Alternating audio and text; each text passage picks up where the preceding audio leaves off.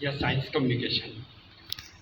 मुझे आज ही यहाँ प्रदेश का कहना चाहिए देश का जो सबसे बड़ा अखबार है उसमें गौहर रजा जी की फ़ोटो पढ़ करके मुझे लगा दिल्ली से आ रहे हैं।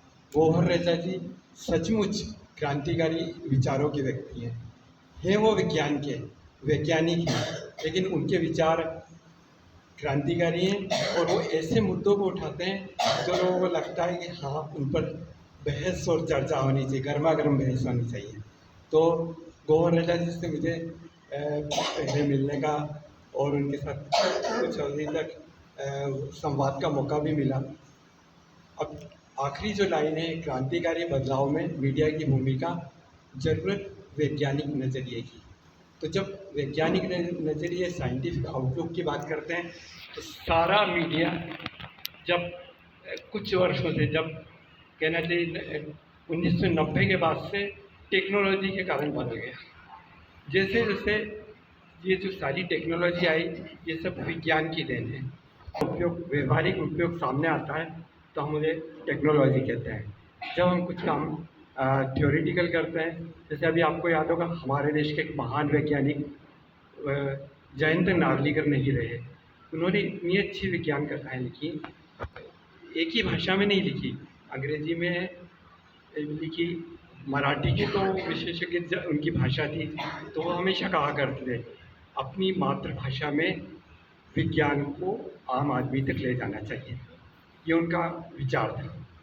तो चूँकि मैं इधर उधर विषय से न हट करके क्रांतिकारी बदलाव में प्रौद्योगिकी या तकनीकी की सबसे बड़ी भूमिका है और इसका प्रभाव संपादकीय पर सीधा पड़ा। धीरे धीरे इसकी झलक मुझे दिल्ली में दिखाई देती जब 1982 के बाद शुरू हो गया कि जर्नल्स जितने निकाले जाते हैं स्कॉलरली कम्युनिकेशन हो।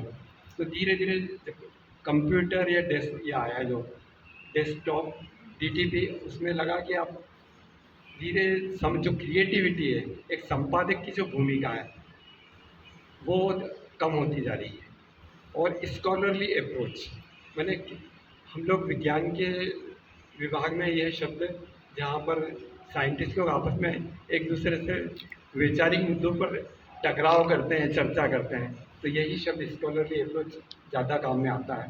तो वहाँ पर लगा कि ये यहाँ से शुरुआत हो चुकी है जर्नल्स से।